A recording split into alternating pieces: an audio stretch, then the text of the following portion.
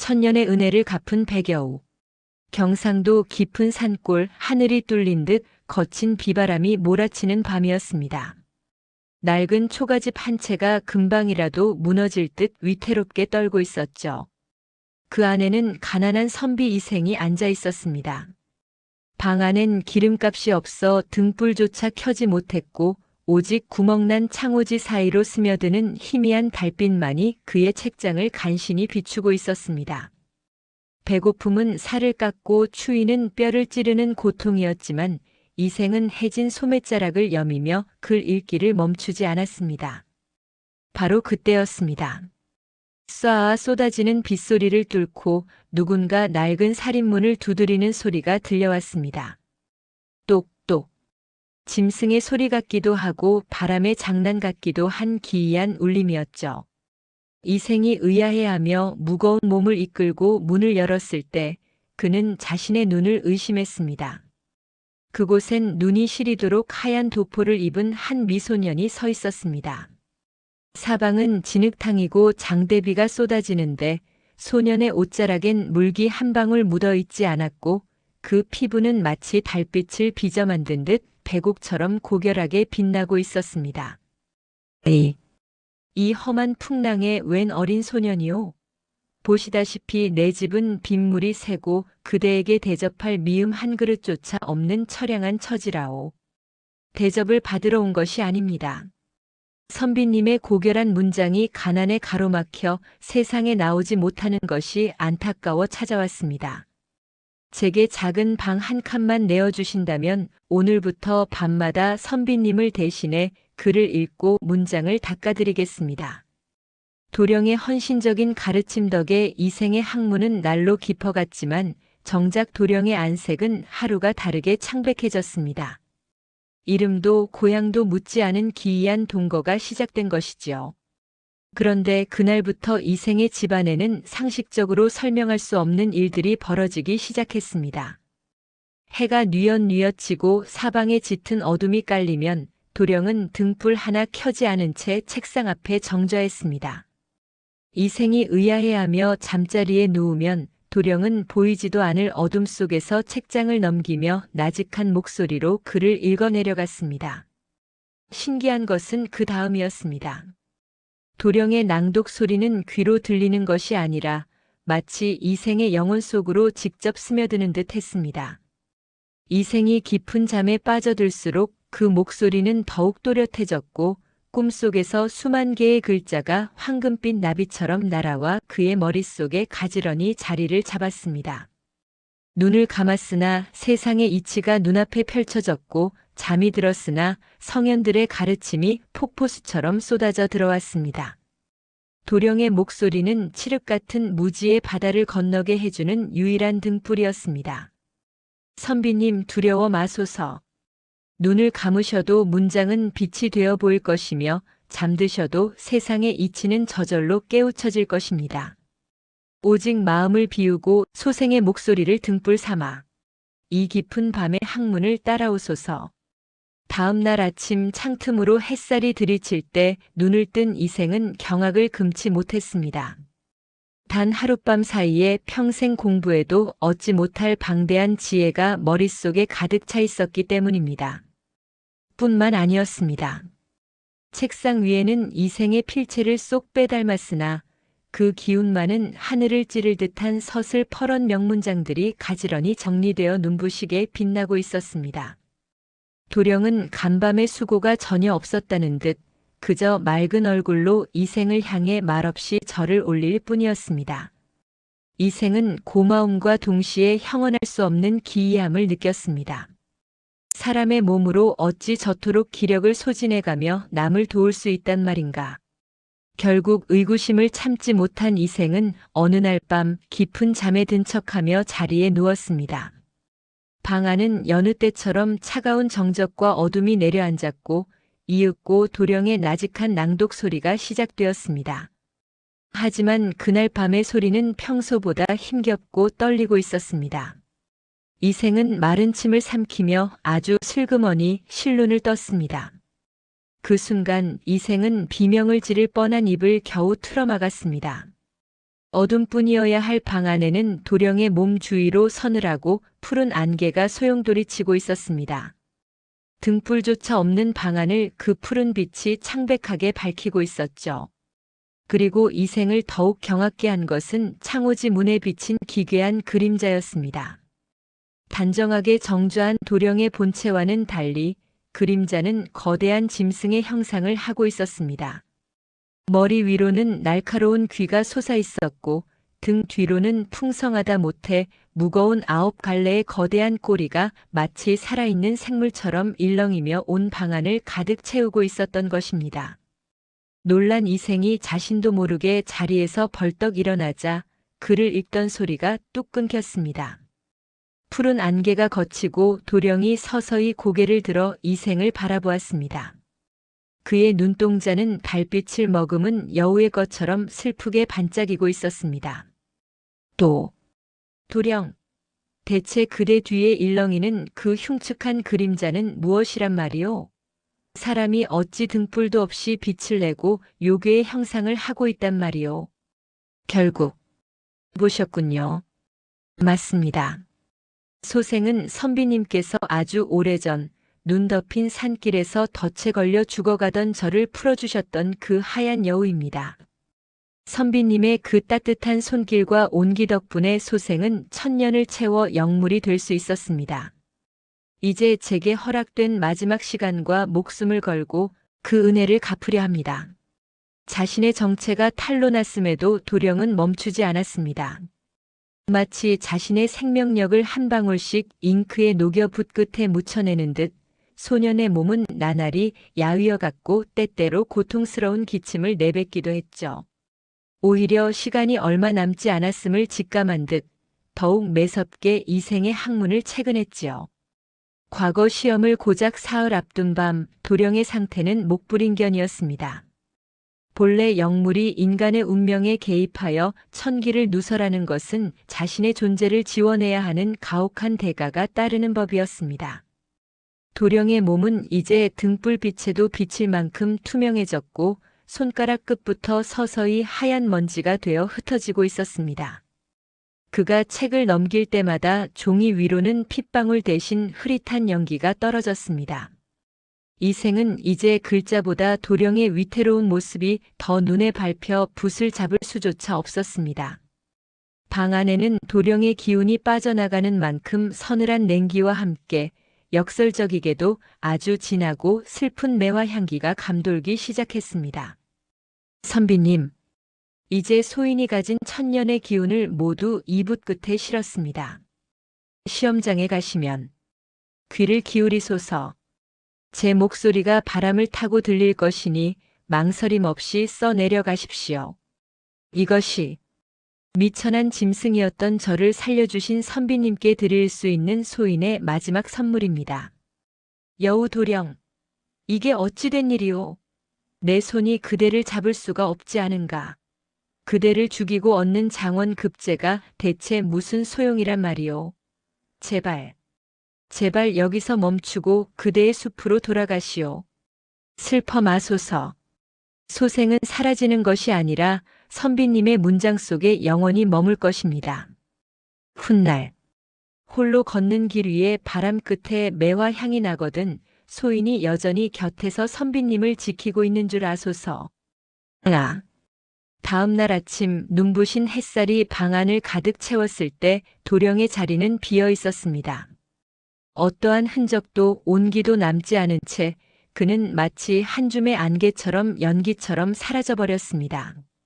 이생은 허망한 가슴을 부여잡고 시험장으로 향했습니다. 붓을 든 순간 기적처럼 귓가에 도령의 낭낭한 목소리가 들려왔고 붓은 스스로 살아 움직이듯 종이 위를 누볐습니다. 이생은 당당히 장원 급제하여 어사화를 머리에 꽂았고 도령과의 약속대로 평생을 탐욕과 멀리하며 백성을 진심으로 아끼는 어진 관리가 되었습니다. 시간은 강물처럼 흘러 어느덧 수십 년의 세월이 지났습니다. 관직에서 물러나 백발의 노인이 된 이생은 젊은 시절 도령과 함께 머물렀던 그 옛집으로 돌아와 있었습니다.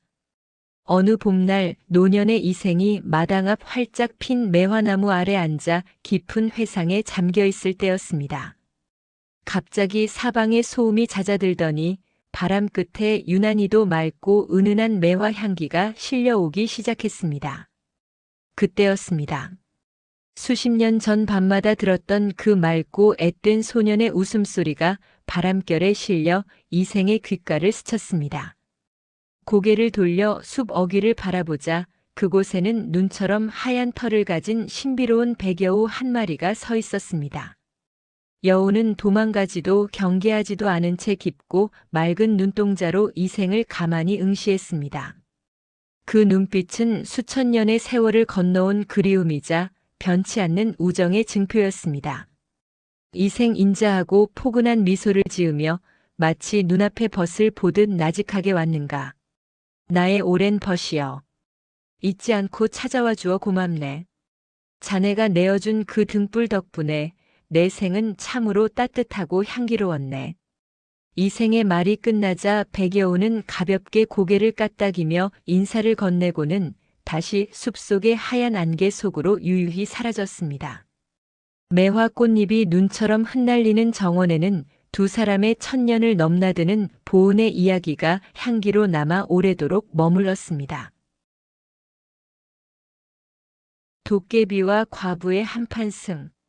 속에 홀로 사는 젊은 과부가 있었습니다. 일찍 남편을 여의고 의지할 곳 하나 없었지만 그녀는 매일 밤 등잔불 아래서 바느질을 하며 슬픔을 달래곤 했죠. 그런데 그날 밤은 평소와 달랐습니다. 사방이 적막에 잠긴 그때 흙담 너머에서 무언가 날카로운 것으로 벽을 긁는 기분 나쁜 소리가 들려오기 시작했습니다. 이 밤중에 누구일까?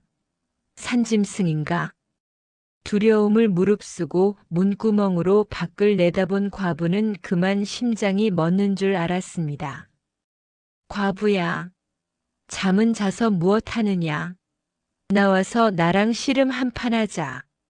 산 전체가 울릴 듯한 거대한 외침. 그것은 전설로만 듣던 도깨비였습니다. 과부의 평온했던 밤은 그렇게 산산조각이 나고 말았습니다. 매일 밤 도깨비에게 시달리던 과부는 어느 날 문득 깨달았습니다. 이 밤중에 씨름이라니요. 저는 힘없는 여인입니다. 제발 저를 가만두세요.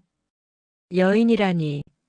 아까 문구멍으로 나를 훔쳐보던 그 눈빛은 예사 눈빛이 아니더만. 자, 셋셀 동안 안 나오면 이 문을 부수고 들어가겠다. 하나, 둘. 피할 수 없다면 맞서야 했습니다. 과부는 떨리는 다리를 억지로 이끌고 차가운 마당으로 나섰습니다. 눈앞의 도깨비는 생각보다 더 거대했고 온몸에선 비릿한 산짐승의 냄새가 풍겨왔죠. 오호, 드디어 나왔구나. 자, 어서 삿발을 잡아라. 아니, 삿바가 없으니 내 허리라도 잡아보거라. 으라차차. 그런데 이상한 일이 벌어졌습니다. 천하장사 같은 덩치와 달리 도깨비는 중심을 잡지 못하고 휘청거리는 게 아니겠습니까? 힘만 앞세웠지 기술이라곤 전혀 없는 그야말로 바보 도깨비였던 것이죠. 어라? 이번 건 연습이다. 다시 해. 다시. 어라? 덩치만 컸지 생각보다 훨씬 멍청하잖아. 밤새도록 이어진 씨름. 비록 도깨비가 멍청하긴 했지만 쉬지 않고 덤벼드는 괴물을 상대하는 건 여인의 몸으로 한계가 있었습니다. 과부는 숨이 턱끝까지 차올랐죠. 흐흐, 오늘 정말 재미있었다. 하지만 아직 승부가 안 났으니 내일 밤에 또 오마. 잊지 마라, 과부야. 저 도깨비는 덩치만 컸지 세상 물정은 아무것도 모르는 바보가 아닐까? 오냐, 내 놈이 씨름을 그렇게 좋아한다 이거지. 내 그 힘을 요긴하게 써주마. 오늘은 제법 일찍 나오네. 자, 어서 붙자. 오늘은 내가 꼭 이길 거다. 잠깐. 매일 씨름만 하니 지루하구나. 오늘은 더 재미있는 내기를 하면 어떠냐? 재미있는 내기? 그게 뭔데? 내일 밤까지 나에게 돈 한 푼 안 쓰고 떡 한 시루를 가져오너라. 만약 가져오면 밤새도록 내가 원하는 씨름을 해주마. 돈? 떡? 그게 다 뭐냐? 나는 돈 같은 건 없는데.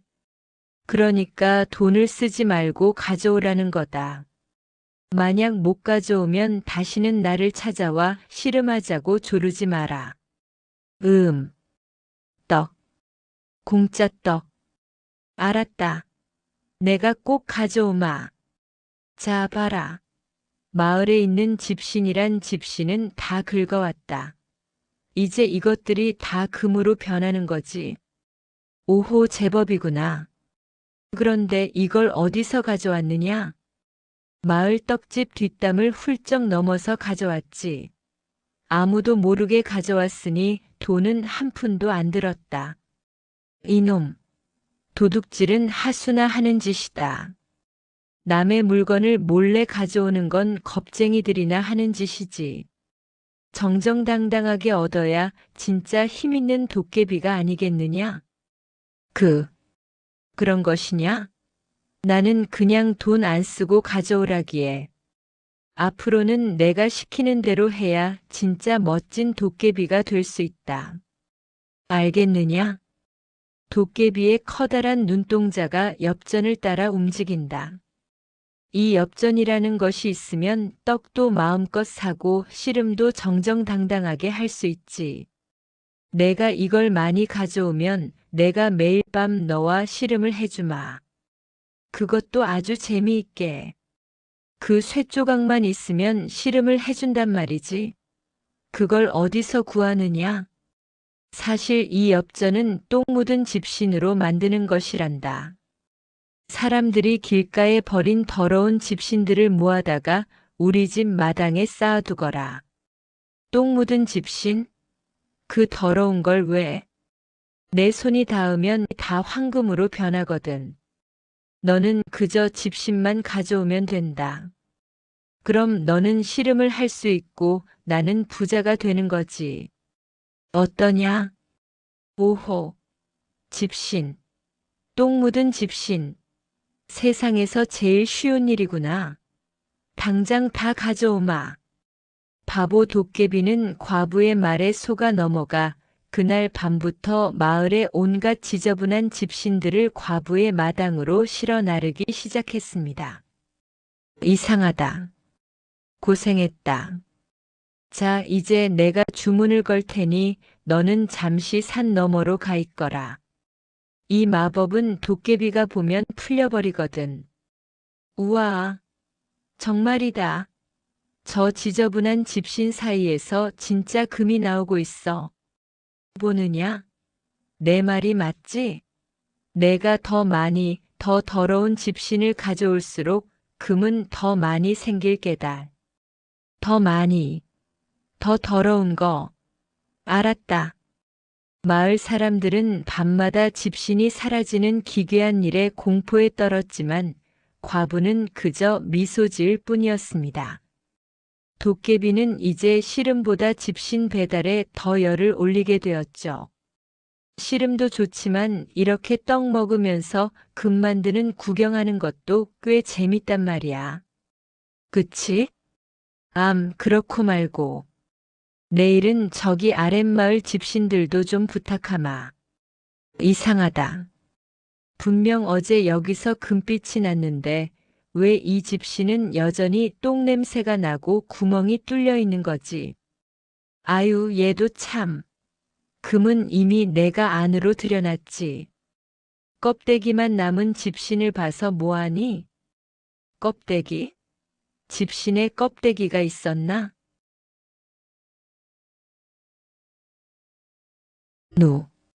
누구냐? 나다. 씨름할 시간이다. 그런데 아까 방 안에서 짤랑짤랑 소리가 나던데 그게 무슨 소리냐? 아, 이건 내가 가져온 집신들이 방 안에서 금으로 변하면서 내는 기쁨의 소리란다. 아직 덜 변했으니 들어오면 안 돼. 이 근방에서 밤마다 집신이 사라진다는 민원이 자자하다. 혹시 수상한 자를 보지 못했느냐? 아유, 사또나리. 이 외진 곳에 누가 오겠습니까? 저도 집신이 없어서 맨발로 다닐 지경입니다요. 과부는 위기를 넘겼지만 도깨비가 포졸들에게 들키는 날에는 모든 계획이 수포로 돌아갈 판이었습니다. 이제 마을 사람들이 눈치를 챘다. 당분간 마을로 내려가면 절대 안 된다.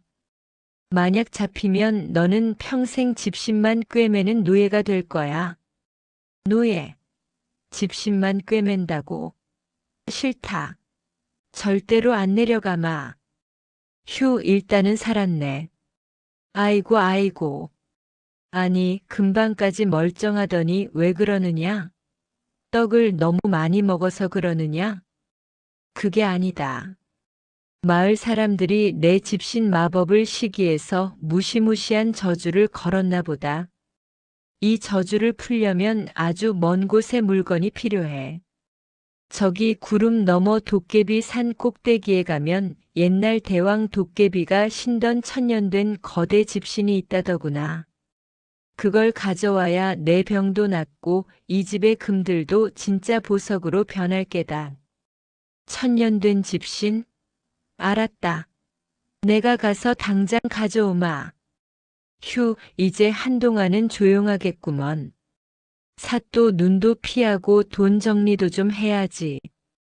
순진한 도깨비는 그것이 과부의 따돌림인 줄도 모르고 천년 집신을 찾아 머나먼 길을 떠났습니다. 에구. 불쌍한 도깨비. 근데 나중에 과부는 어떻게 될까요?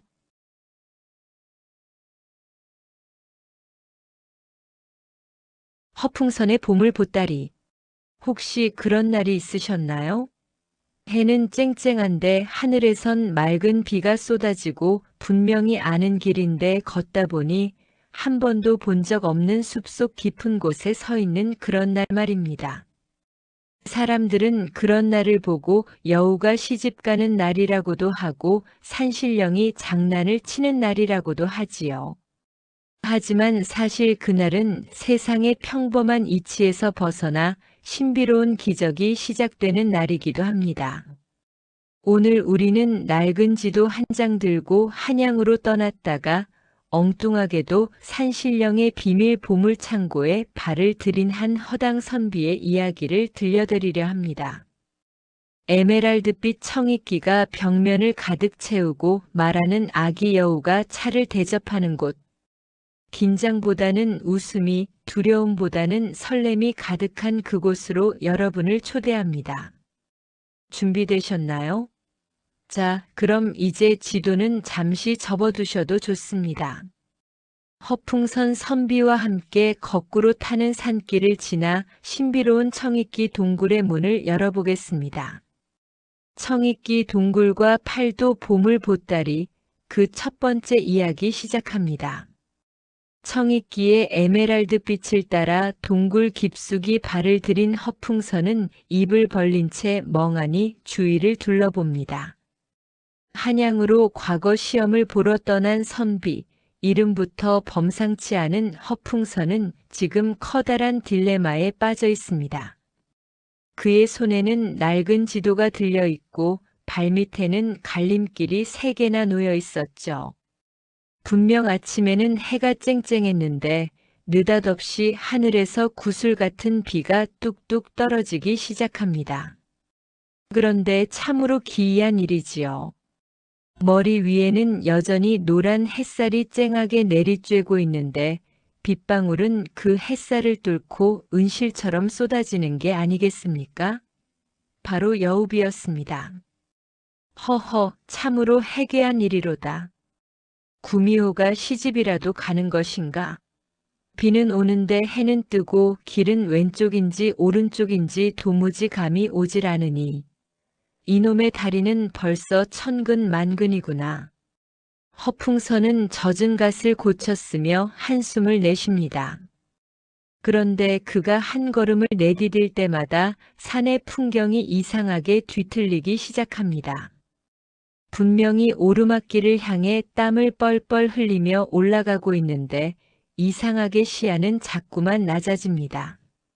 마치 산이 거대한 파도처럼 움직여 그를 아래로 실어 나르는 기분이었죠. 나무들은 거꾸로 자라는 듯 뿌리가 하늘을 향해 있고 바닥에 굴러다니는 돌멩이들은 중력을 잊은 듯 통통 튀어오르며 허풍선의 주위를 맴돕니다. 정신을 차려보니 그는 한 번도 본 적 없는 깊은 계곡 아래 깎아지른 듯한 절벽 앞에 서 있었습니다. 여우비는 어느덧 그치고 산속에는 기묘한 안개가 자욱하게 깔렸습니다. 아이고 나 죽네. 과거고 뭐고 한양 땅 밟기도 전에 산짐승밥이 되게 생겼구나. 산신령님 제발 살려주시오. 허풍선이 바닥에 주저앉아 엉엉 우는 신용을 하던 그때였습니다.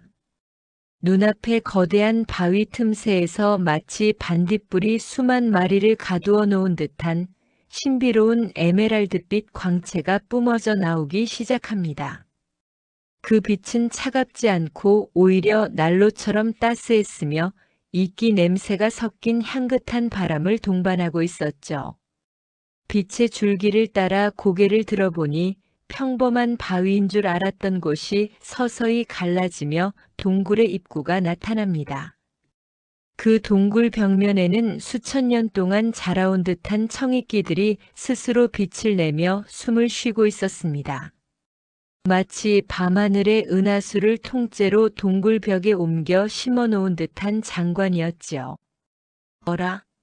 저건 불빛인가 보석인가? 에라 호랑이 굴에 들어가도 정신만 차리면 산다는데 여기는 왠지 호랑이 대신 황금이 가득할 것 같구나. 허풍선은 무서움도 잊은 채 홀린 듯 동굴 안으로 발을 들입니다. 동굴 바닥에 깔린 이끼는 비단 카펫보다 부드러워 발소리조차 나지 않았습니다. 안으로 들어갈수록 공기는 더욱 달콤해지고 멀리서 맑은 옥저 소리가 들려옵니다. 이곳은 바로 전설로만 내려오던 산신의 보물창고. 100년에 딱 한 번 길을 완전히 잃어 마음이 비워진 나그네에게만 그 문을 연다는 신비한 공간이었습니다. 허풍선은 자신의 앞에 어떤 기묘한 만남이 기다리고 있는지 꿈에도 모른 채 반짝이는 청이끼 벽을 만지며 침을 꿀꺽 삼켰습니다. 그의 인생에서 가장 길고도 짧은 신비로운 하룻밤이 이제 막 시작되려 하고 있었습니다. 산신령이 지팡이를 한 번 톡 치자 허풍선의 몸이 깃털처럼 살포시 이끼 바닥에 내려앉습니다. 동굴 안은 밖에서 보던 것보다 훨씬 넓고 포근했습니다. 천장에는 고드름처럼 매달린 투명한 수정들이 별처럼 빛나고 바닥에는 구름처럼 부드러운 이끼가 융단처럼 깔려 있었죠. 그 길 끝에 자욱한 안개를 헤치고 한 노인이 나타납니다. 눈처럼 하얀 수염이 가슴팍까지 내려오고 머리에는 하계 깃털로 만든 관을 쓴 인자한 모습의 산신령이었습니다. 에헴, 어느 안전이라고 감히 이 깊은 산중 보물 창고까지 발을 들이느냐? 자네 한양 가는 길을 잃었나 아니면 제 발로 명당을 찾아온 것인가? 산신령의 목소리는 동굴 벽에 부딪혀 웅장하게 울려 퍼집니다. 깜짝 놀란 허풍선이 바닥에 넙죽 엎드리려는데 옆에서 웬 앙증맞은 목소리가 들려옵니다. 할아버지, 손님한테 너무 겁주지 마세요. 이 선비님은 아까부터 배꼽시계 소리가 여기까지 들릴 정도로 배가 고픈 분이라고요. 꼬르륵 소리가 아주 예술이던걸요? 허풍선이 고개를 들어보니 산신령의 옆에 털이 보송보송하고 꼬리가 몽실몽실한 아기 여우 한 마리가 뒷발로 서서 찻잔을 닦고 있었습니다. 사람 말을 천연덕스럽게 하는 여우의 모습에 허풍선은 까무러치게 놀랍니다. 아이고, 여우가 말을 하네. 산신령님, 제가 지금 꿈을 꾸는 것입니까? 아니면 배가 고파 헛것을 보는 것입니까? 부디 저를 잡아먹지 마시고 길만 알려주십시오. 산신령은 껄껄 웃으며 지팡이를 휘두릅니다. 그러자 이끼 바닥에서 순식간에 나무로 된 작은 찻상이 솟아오르고 그 위로 김이 모락모락 나는 찻사발이 놓입니다. 아기 여우는 잽싸게 다가와 선비의 옷자락을 당기며 자리에 앉으라고 손짓합니다. 아기 여우 에이, 선비님도 참. 우리 할아버지는 사람 안 잡아먹어요. 대신 이 천년 묵은 솔잎차 한 잔 드셔보세요. 이걸 마시면 발걸음이 구름처럼 가벼워지고 과거 시험 문장도 술술 써질걸요? 아, 물론 부작용이 조금 있을 수도 있지만요. 아기 여우의 꼬리가 살랑거릴 때마다 향긋한 꽃내음이 진동합니다. 허풍선은 의심 반 호기심 반으로 찻잔을 들어 올립니다. 찬물은 금가루를 풀어놓은 듯 황금빛으로 빛나고 있었죠. 한 모금 마시자마자 입안 가득 시원한 박하향과 달콤한 꿀맛이 퍼져나갑니다. 그런데 그 순간 허풍선의 몸이 심상치 않게 변하기 시작합니다. 오, 이 맛은. 그런데 산신령님, 왜 자꾸 동굴 천장이 가까워지는 것입니까? 제 몸이 풍선처럼 떠오르고 있습니다요. 차를 마신 허풍선의 몸이 둥실 떠올라 동굴 천장에 닿을 듯 흔들거립니다. 산신령은 그 모습이 재미있다는 듯 턱수염을 만지며 웃음을 터뜨리고 아기 여우는 와, 풍선 선비님이다. 라며 좋아하며 박수를 칩니다. 허풍선은 당황하면서도 이상하게 몸이 깃털처럼 가벼워지고 마음이 평온해지는 것을 느낍니다. 기묘한 환대와 신비로운 차 그리고 말하는 여우와 함께하는 이 밤은 허풍선에게 평생 잊지 못할 전설의 시작이었습니다. 보물 구경에 넋이 나갔던 허풍선이 정신을 차렸을 땐 동굴 입구 너머 세상이 온통 하얗게 변해 있었습니다. 아직도 다리가 후들거리는 허풍선 앞에 산신령은 구석에 놓여있던 커다란 비단 보따리 하나를 끌어당깁니다. 그 보따리는 겉보기엔 평범해 보였지만 매듭을 풀자마자 그 안에서 오색영롱한 빛이 쏟아져 나와 동굴 안을 가득 채웁니다. 허허, 놀라긴 이르네. 이건 내가 수천 년 동안 팔도를 유람하며 모아온 보물들이라네.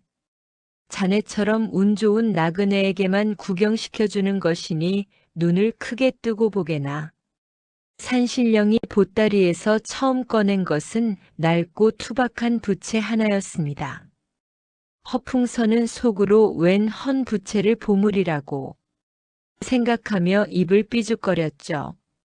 하지만 산신령이 그 부채를 한번 살짝 붙이자 동굴 안에 갑자기 한겨울의 칼바람이 쌩하고 불어옵니다. 아이쿠, 갑자기 웬 눈바람입니까? 코끝이 얼어붙을 것 같습니다요. 산신령이 다시 부채를 반대로 붙이자 이번에는 따스한 봄바람이 불며 복숭아꽃 향기가 코끝을 스칩니다. 이것이 바로 계절을 마음대로 부르는 사계 부채였지요. 다음으로 아기 여우가 낑낑대며 꺼내온 것은 평범한 소라 껍데기였습니다. 선비님, 이건 그냥 소라가 아니에요. 귀에 대보세요. 세상의 모든 비밀스러운 소리를 다 들려주거든요. 할아버지는 이걸로 맨날 남의 집 뒷담 화나 들으신다니까요. 허풍선이 호기심에 소라를 귀에 가져다 대자 처음에는 파도 소리가 들리더니 이내 수백 리 떨어진 한양 저작거리의 북적이는 소리, 그리고 어느 집 담장 너머로 소곤거리는 아낙네들의 이야기 소리가 생생하게 들려옵니다. 허풍선은 눈이 휘둥그레져서 소라를 놓칠 뻔합니다. 아니, 이건 과거 시험장에 답안지를 받아 적는 소리까지 들리겠는걸요? 산신령님, 제발 이 소라 하나만 빌려주시면 평생 은혜를 잊지 않겠습니다. 산신령은 짐짓 엄한 표정을 지으며 소라를 빼서 보따리에 넣습니다. 마지막으로 꺼낸 것은 김이 모락모락 나는 주먹밥 하나였습니다. 보따리에서 꺼냈는데도 방금 갓 지은 밥처럼 따끈했죠. 이건 무진장 주먹밥이라네. 한 입 베어 물면 다시 새 것처럼 불어나서 평생 배고플 일이 없는 물건이지. 하지만 욕심을 부려 크게 베어 물면 입이 주먹만 하게 커져버리니 조심해야 하네. 허풍선은 군침을 꼴깍 삼키며 보물들을 바라봅니다. 부채, 소라껍데기, 그리고 주먹밥까지. 하나같이 탐이 나지 않는 것이 없었습니다. 하지만 산신령은 의미심장한 미소를 지으며 보따리를 다시 꽁꽁 묶습니다. 보물 구경에 정신이 팔린 사이 동굴 밖에서는 무거운 눈구름이 몰려오고 있었습니다. 이제 이 보물들이 빛을 발할 진짜 소동이 기다리고 있었지요. 호랑이 등을 타고 신나게 눈길을 달리던 허풍선은 어느덧 밀려오는 졸음을 이기지 못하고 호랑이의 푹신한 털에 얼굴을 묻은 채 깊은 잠에 빠져들었습니다. 아까의 여우비는 어디 가고 산신령의 사계 부채를 한번 휘두른 듯 집채만 한 눈송이들이 쏟아지고 있었죠. 그때였습니다. 동굴 입구에 거대한 그림자가 드리워지더니 집채만 한 호랑이 한 마리가 이빨을 드러내며 나타났습니다. 굶주림에 지친 호랑이의 눈은 번뜩였고 그르렁거리는 소리는 동굴 전체를 흔들었지요. 힉, 산신령님, 보물 구경시켜 주신다더니 저를 호랑이 저녁 식사로 예약하신 겁니까?가요? 살려주시오. 소인 아직 장가도 못 가고 과거 시험도 못 봤단 말입니다. 허풍선이 산신령의 등 뒤로 쏙 숨어버리자 산신령은 느긋하게 턱수염을 쓸어내리며 아까 묶어두었던 보따리를 다시 가리킵니다. 산신령 어허 이놈아. 선비라는 자가 담력이 그리 없어서야 한양 땅은 어떻게 밟겠느냐. 저 호랑이도 배가 고파 우는 것이니 자네가 아까 본 그 무진장 주먹밥을 던져주게나. 단 반드시 콧구멍에 정통으로 맞춰야 하느니라. 아기 여우가 킥킥대며 따끈따끈한 주먹밥 하나를 허풍선에게 건넵니다. 허풍선은 손을 부들부들 떨며 주먹밥을 쥐었습니다. 호랑이가 어흥 하고 포효하며 동굴 안으로 발을 들이려는 순간 허풍선은 눈을 질끈 감고 주먹밥을 힘껏 내던졌습니다.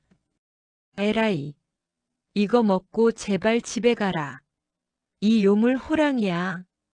주먹밥은 기가 막히게 호랑이의 콧구멍에 찰떡처럼 달라붙었습니다. 그러자 놀라운 일이 벌어집니다. 주먹밥의 고소한 향기가 코끝을 자극하자 금방이라도 사람을 잡아먹을 듯하던 호랑이의 눈매가 순식간에 처지더니 눈물이 핑그르르 도는 게 아니겠습니까? 주먹밥을 한 입 씹은 호랑이는 고소하다 라는 표정으로 바닥에 뒹굴며 꼬리를 살랑거리기 시작했습니다. 와, 선비님 백발백중인데요. 보세요. 저 호랑이 이제 무서운 맹수가 아니라 그냥 덩치 큰 고양이가 됐잖아요. 산신령의 도술이 담긴 주먹밥을 먹은 호랑이는 이제 선비의 발치에 머리를 비비며 애교를 부립니다. 산신령은 허풍선에게 호랑이 등에 올라타 보라고 권합니다. 겁에 질려있던 허풍선도 어느덧 용기가 생겼는지 호랑이의 푹신한 등 위에 훌쩍 올라탑니다. 호랑이는 눈 내리는 산등성이를 마치 평지처럼 가볍게 달리기 시작했고 허풍선은 하얀 눈 위를 날아다니는 기분을 만끽하며 크게 소리쳤습니다. 야호! 한양 가는 길보다 이게 100배는 더 신나는구나. 산신령님, 저 과거 급제 안 하고 그냥 여기서 호랑이 타고 보물이나 지키면 안 되겠습니까? 아오? 하지만 산신령은 멀어져 가는 허풍선의 뒷모습을 보며 인자하게 웃을 뿐이었습니다. 눈 내리는 산속 호랑이 등을 타고 달리는 선비의 웃음소리가 눈송이 사이로 멀리 퍼져나갔습니다. 얼마나 시간이 흘렀을까요? 차가운 새벽 공기가 코끝을 간지럽히자 허풍선은 서서히 눈을 뜹니다. 그런데 눈을 떠보니 자신은 호랑이의 등이 아니라 한양으로 들어가는 성곽 및 어느 고목 나무 아래 덩그러니 누워있는 게 아니겠습니까? 어이쿠 차가워라. 아니, 내 호랑이는 어디 가고 웬 나무 뿌리만 베고 있는 것이냐? 산신령님, 아기 여우야, 어디 있느냐? 허풍선은 급히 주위를 둘러보았지만 어젯밤의 화려한 청익기 동굴도 인자한 산신령도 말하는 아기 여우도 온데간데 없었습니다. 간밤에 내렸던 그 많던 눈도 흔적 없이 사라지고 오직 맑은 아침 햇살만이 허풍선의 헝클어진 갓을 비추고 있었죠. 허풍선은 허탈한 마음에 무릎을 탁 쳤습니다. 그럼 그렇지. 나 같은 허풍쟁이가 그런 신선을 만났을 리가 있나. 배가 너무 고파서 길바닥에서 잠이 들어 괴상한 꿈을 꿨던 모양이로구나. 허허, 참으로 기가 막힌 꿈이었어. 허풍선은 씁쓸한 미소를 지으며 괴나리 보찜을 챙겨 일어나려 했습니다. 그런데 보찜 곁에 웬 낡은 대나무 붓 한 자루가 놓여 있는 것이 보였습니다. 분명 어제까지는 없던 물건이었죠. 의아해하며 그 붓을 집어드는 순간 보찜 속에서 작은 종이 한 장이 툭 떨어집니다. 거기엔 삐뚤빼뚤하지만 귀여운 글씨로 이렇게 적혀 있었습니다. 풍선 선비님 주먹밥 고마웠어요. 이건 할아버지가 주는 합격 기념 선물이에요. 꼬리 9 달린 친구가. 아니, 이건 꿈이 아니었단 말이냐? 아기 여우 녀석, 글씨 한번 고약하구나. 하하. 허풍선은 가슴이 벅차올라 붓을 품에 꼭 안았습니다. 시험장에 들어선 허풍선이 그 붓을 꺼내 종이 위에 휘두르자 놀라운 일이 벌어졌습니다. 붓끝이 닿는 곳마다 글자들이 살아 움직이는 나비처럼 너울거렸고 문장들은 청익기 동굴에서 본 에메랄드빛처럼 빛이 났습니다. 시험관들은 이런 명문장은 평생 처음 본다. 라며 입을 모아 칭찬했고 허풍선은 당당히 장원급제를 하게 됩니다. 세월이 흘러 높은 벼슬에 오른 뒤에도 허풍선은 비가 오는데 해가 뜨는 여우비가 내릴 때면 늘 그 산자락을 그리운 눈으로 바라보곤 했습니다. 그의 품속에는 항상 달고 다른 대나무 붓 한 자루와 보물 보따리 향기가 은은하게 배어있는 비단 손수건이 소중하게 간직되어 있었답니다. 100년에 한 번 열린다는 그 신비로운 동굴문은 다시 닫혔지만 선비의 마음속엔 그날의 따뜻한 찻자리와 눈 위를 달리던 호랑이의 온기가 영원히 남게 되었습니다. 여러분, 허풍선 선비와 함께한 청익기 동굴에서의 하룻밤 즐거우셨나요? 어쩌면 우리가 살아가며 길을 잃었다고 느끼는 그 순간이 사실은 산신령의 비밀스러운 보물창고로 들어가는 입구일지도 모릅니다. 세상이 등 돌린 것 같은 여우비 내리는 날에도 어딘가에선 아기 여우가 여러분을 위해 따뜻한 차를 끓이고 있을지 모르니까요. 오늘 밤 여러분의 머리맡에도 허풍선 선비가 받았던 그 신비로운 대나무 붓 한 자루가 놓여 있기를 바랍니다. 내일은 그 붓으로 여러분만의 빛나는 인생 문장을 써내려 가시길 응원하며 기묘하고도 따뜻했던 오늘의 이야기를 마칩니다. 길 잃은 모든 나그네들에게 산신의 가호가 함께하기를. 지금까지 청익기 동굴과 팔도 보물 보따리였습니다. 망부석. 기다림이 바위가 된 것이 아니라 사랑이 바위를 뚫고 꽃을 피운 것입니다. 천년의 세월도 얼리지 못한 어느 여인의 뜨거운 연정, 망부석의 못다한 이야기를 시작합니다. 세월은 무심하게 흘러 여인의 몸은 점점 차가운 돌을 닮아갔습니다.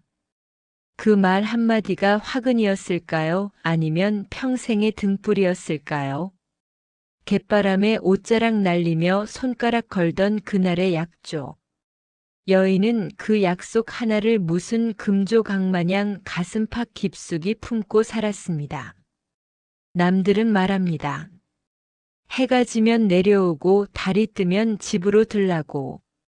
하지만 여인은 그럴 수가 없었지요. 내가 없는 사이 낭군님이 저 파도를 타고 오시면 어쩌나, 나 없는 빈 절벽을 보고 낭군님이 도로 발길을 돌리면 어쩌나. 그 걱정에 발이 땅에 붙어버린 게지요. 사람들 눈에는 그저 비바람에 깎인 무심한 바위 덩어리로 보이겠지만요. 보셔요. 그 딱딱한 돌덩이 속에는요, 천년을 가도 시들지 않고 서리빨이 쳐도 얼지 않는 시뻘건 사랑꽃 한 송이가 여태껏 활짝 피어 있답니다. 에구 저걸 어째. 동지 섣달 긴긴 밤 바닷바람이 얼마나 독한지 아십니까? 칼날 같은 바람이 살을 베어내고 무심한 서리가 발등을 덮어 하얗게 얼려버려도 여인은 눈 하나 깜짝을 안 했습니다. 몸이 얼어붙는 고통보다 더 무서운 건 내가 잠시 자리를 비운 사이 낭군님이 지친 몸을 이끌고 돌아오실까봐. 그게 제일 두려웠던 게지요. 혹여 내 발자국 소리가 너무 커서 멀리서 들려오는 낭군님의 노랫소리를 못 들으면 어쩌나. 내 숨소리가 너무 거칠어서 배 저어오는 물결 소리를 놓치면 어쩌나. 여인은 숨조차 크게 쉬지 못하고 그저 저 멀리 수평선만 뚫어지게 바라보았습니다. 눈가에 서린 고드름이 눈물이 되어 흐르다 그대로 얼어붙어도 여인의 시선은 오로지 바다 그 끝자락에만 머물러 있었던 게지요. 내구 저걸 어째. 동지 섣달 긴긴 밤 바닷바람이 얼마나 독한지 아십니까? 칼날 같은 바람이 살을 베어내고 무심한 서리가 발등을 덮어 하얗게 얼려버려도 여인은 눈 하나 깜짝을 안 했습니다. 몸이 얼어붙는 고통보다 더 무서운 건 말이오. 내가 잠시 자리를 비운 사이 낭군님이 지친 몸을 이끌고 돌아오실까봐. 그게 제일 두려웠던 게지요. 안 들리면 어찌하나. 파도 소리에 섞여오는 그이의 노랫소리를. 내가 숨을 크게 쉬다 놓쳐버리면 어찌하나. 여인은 숨조차 크게 쉬지 못했습니다. 내 발자국 소리가 너무 커서 낭군님 오는 소리 묻힐까봐. 내 숨소리가 너무 거칠어서 배 저어 오는 물결 소리 놓칠까봐. 제 몸을 스스로 죽은 듯이 죽여가며 그저 저 멀리 수평선만 뚫어지게 바라보았습니다. 눈가에 서린 고드름이 눈물이 되어 흐르다 그대로 얼어붙어도 여인의 시선은 오로지 바다 그 끝자락에만 머물러 있었던 게지요. 조금만 더 참자. 이 바람 끝에 당신이 계실 테니. 그렇게 여인의 살결은 점점 차가운 돌을 닮아가고 있었습니다. 사랑이 아니었다면 진작에 부서졌을 그 가냘픈 몸으로 말이요.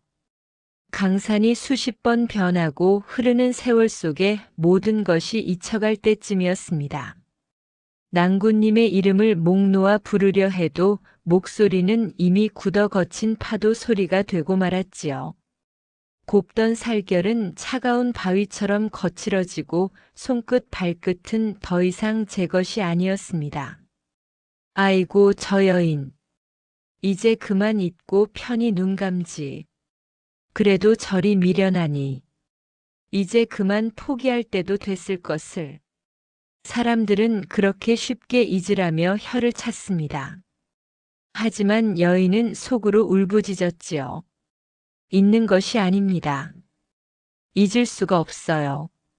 내 어찌 당신을 잊으라 합니까? 여인의 굳어가는 가슴 속에서는 터져나올 듯한 절규가 메아리 쳤습니다. 잊는 것이 아니라 내 몸이 돌이 되어서라도 이 자리를 지켜야 당신이 올 때 길을 잃지 않으시지요. 여인의 손에 쥐어진 낡은 저고리 고름. 낭군님 떠나던 날 마지막으로 붙잡았던 그 따스한 감촉마저도 차가운 돌로 변해버리는 순간 여인의 가슴은 찢어지는 듯 했습니다. 이제 더는 눈물도 흘릴 수 없었지요. 모든 감각이 돌 속에 갇히는 듯 그저 굳어져 갈 뿐이었습니다. 하지만 그 여인의 굳어진 눈은 여전히 바다를 향해 있었습니다. 굳어버린 살결 속에 영원히 가둬진 마음은 오로지 한 사람만을 기다리는 지극한 사랑으로 타오르고 있었으니 그 누구도 알 수 없는 슬프고도 위대한 여인의 마지막 모습이었답니다.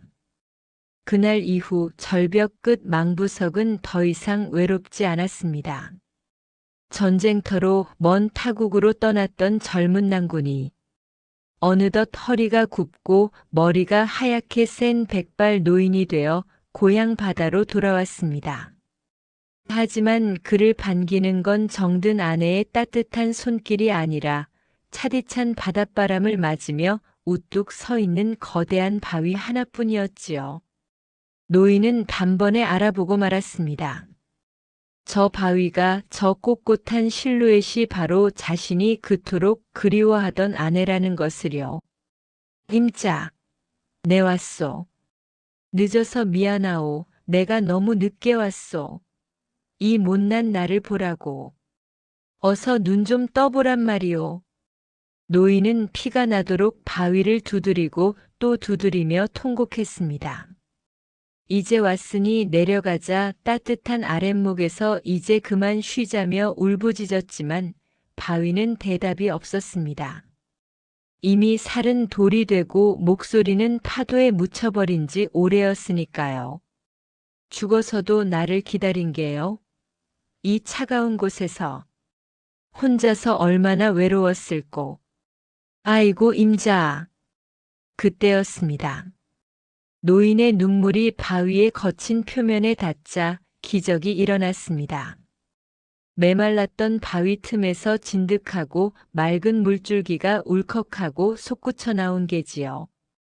그것은 물이 아니라 천년을 가둬두었던 아내의 서러운 눈물이었습니다. 비록 대답할 입술은 굳었으나 죽어서도 잊지 못한 여인의 일편단심이 뜨거운 눈물이 되어 남편의 주름진 손등을 적신 것이었습니다. 엇갈린 세월이 비로소 마주 앉아 통곡하는 밤이었습니다. 비록 한 몸으로 마주 앉아 정을 나눌 수는 없었지만 남편은 그 곁에 작은 오두막을 짓고 평생 아내의 곁을 지켰지요. 바다를 보며 퉁소를 불어 아내를 달래고 거친 바위 몸을 매일같이 마른 수건으로 닦아내며 말이요. 임자, 오늘 달이 참 밝구려. 이제 무서워 마오. 내가 당신 곁에 늘 이렇게 있을 테니. 우리 이제 영원히 함께하는 게요. 세월이 흘러 두 사람 모두 하늘의 별이 되었지만 사람들은 지금도 저 바위를 봅니다. 남들은 그저 기다림이라 말하지만 우리는 압니다. 저 바위는 남편이 다시는 길을 잃지 않도록 세상을 비추는 영원한 이정표이자 죽음조차 갈라놓지 못한 지독하고도 고귀한 사랑 그 자체라는 것을요. 당신만 곁에 있다면 돌이 된 천년의 세월도 내게는 봄날 같았답니다. 우리네 인생도 저 망부석과 참 많이 닮았습니다. 사랑하는 자식 지키려, 내 집안 건사하려 돌처럼 단단하게 버텨온 그 세월. 남들은 몰라줘도 하늘은 알고 당신의 소중한 사람들은 다 알고 있습니다. 누구에게나 가슴속 망부석 하나쯤은 있습니다. 내 아이를 위해, 내 부모를 위해, 때로는 사랑하는 그 한 사람을 위해 비바람 견디며 돌처럼 단단해져야 했던 당신의 시간들. 이제 그 무거운 짐 내려놓으시고 당신 가슴속 꽃 한 송이만은 영원히 기억되길 바랍니다. 장한 삶을 살아오신 당신을 응원합니다.